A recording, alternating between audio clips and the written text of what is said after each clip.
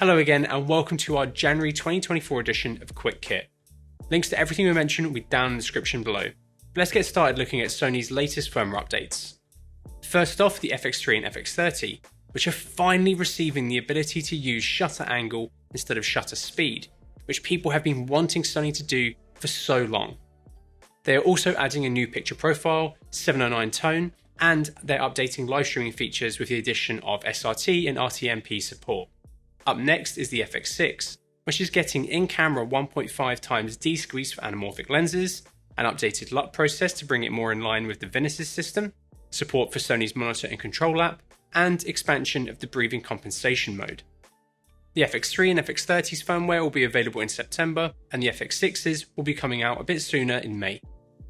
Sony also released new firmware for their AXS cards, which should improve the stability of playback of ProRes in camera. And lastly is new firmware for the FR7, which we did miss in the previous month, and this includes support for the 3D protocol for VR and AR systems, support for third-party lens controllers, 709 tone picture profile, and a bunch of other great features. Learn more about all of these via the links below. Red announced the V-RAPTOR X, and it features a newly developed 8K VistaVision sensor that employs a global shutter. We took a very brief look at it in a previous video, but we are doing a follow-up going into more detail, so if you have any questions let us know down below. Long story short though, this new sensor is available in both the regular V-RAPTOR or XL camera bodies, has improved audio preamps, and thanks to this new sensor, a few nice new extra features added on top. This includes a new extended highlights mode and a new virtual production tool called Phantom Track. If you want to learn more, check out our previous video, link to which is in the description. With the release of the X, Red have also fully announced the compact EVF for their DSMC3 cameras. This builds off their DSMC2 viewfinder, but does improve it in several ways. It features a 1080p micro OLED display, camera control with the user assignable buttons, and an improved eye-cup design. They also released the adapter A plate, which is used to connect the compact EVF to your camera, but it can also be used with the DSMC2 EVF. This viewfinder is compatible with the Komodo X and the Raptor cameras, not the Komodo unfortunately. With this, Red also released a new 15mm based EVF support system. It's very solid and adaptable, and they also released an extension arm with it, which would be great if you want to use an eyepiece leveler. The president of Red, Jared Land, also shared on his Instagram a really cool looking Tron version of their Raptor XL. That was actually a collaboration between ARRI Rental and Red for cinematographer Jeff Cromweth to use with ARRI's DNA glass.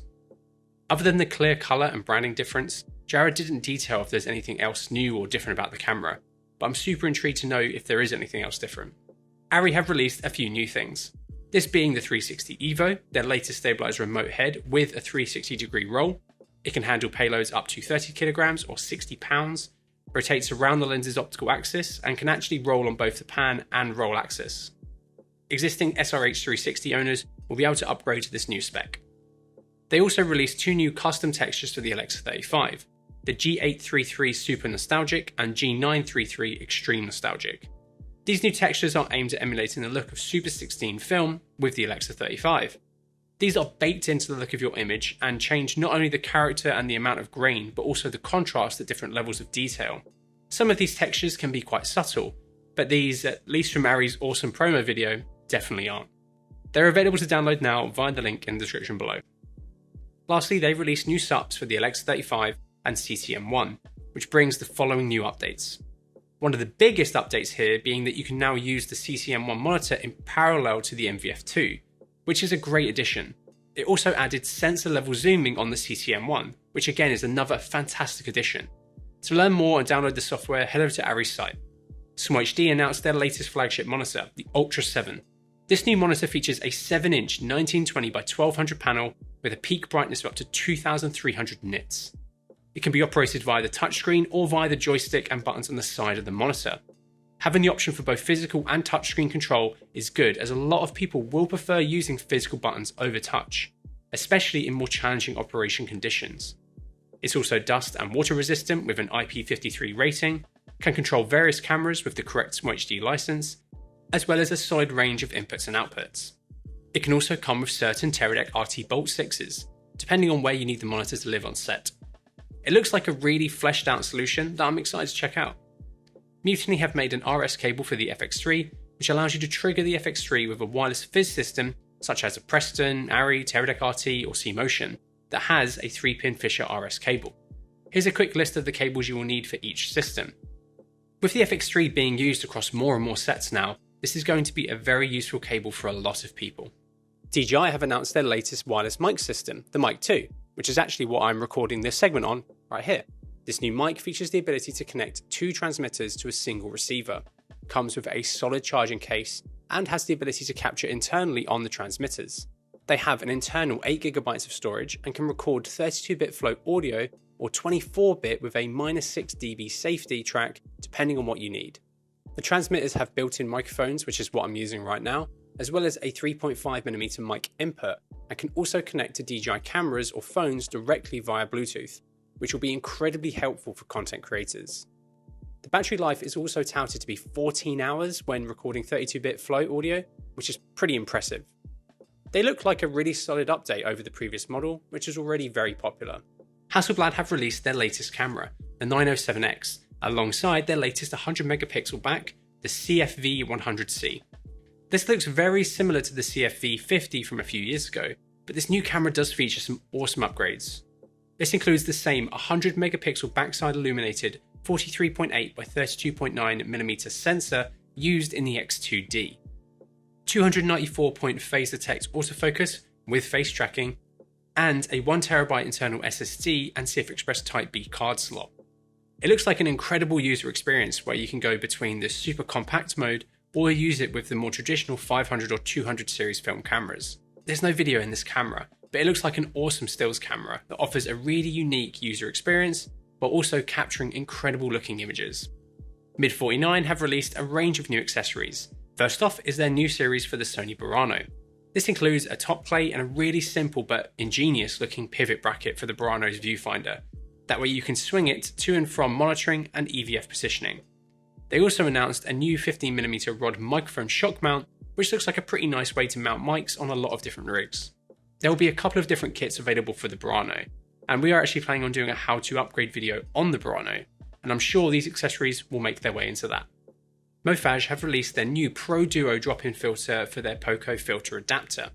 This is a new filter cartridge that allows you to stack filters.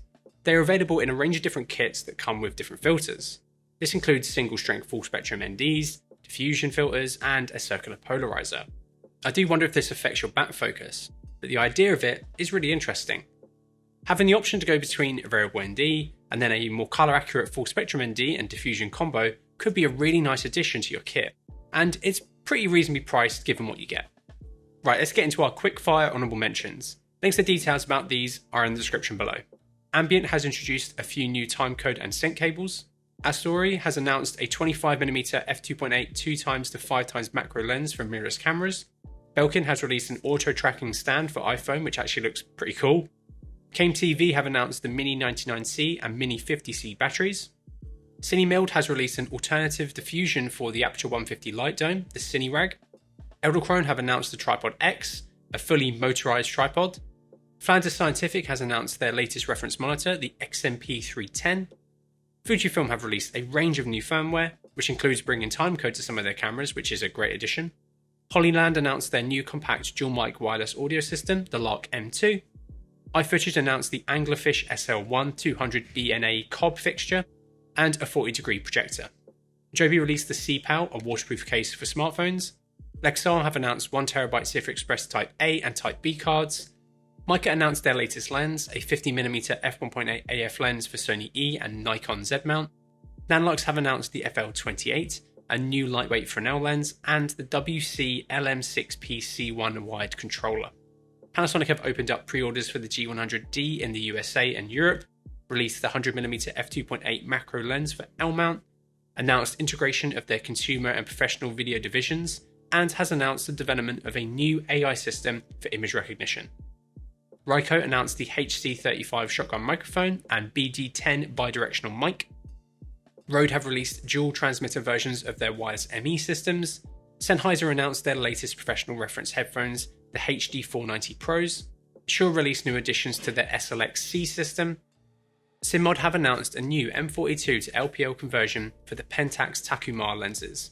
SmallRig released a new mini L-shaped plate kit for mounting accessories onto your rig. Teradek announced their new 26V Pro battery plate. Tiffin released new filters for the DJI Osmo 3 Pocket. Tilter announced a bunch of new accessories. Viltrox released 2 new additions to their Epic series of 1.33x anamorphic lenses, a 25mm and 100mm T2. And lastly, Zoom announced 3 new 32-bit float capable external recorders, the H1 Essential, H4 Essential, and H6 Essential. If you enjoyed this, please make sure to subscribe ready for next month's Quick Kit, and let us know what kit you've picked up this month in the comments below. And thank you so much for watching.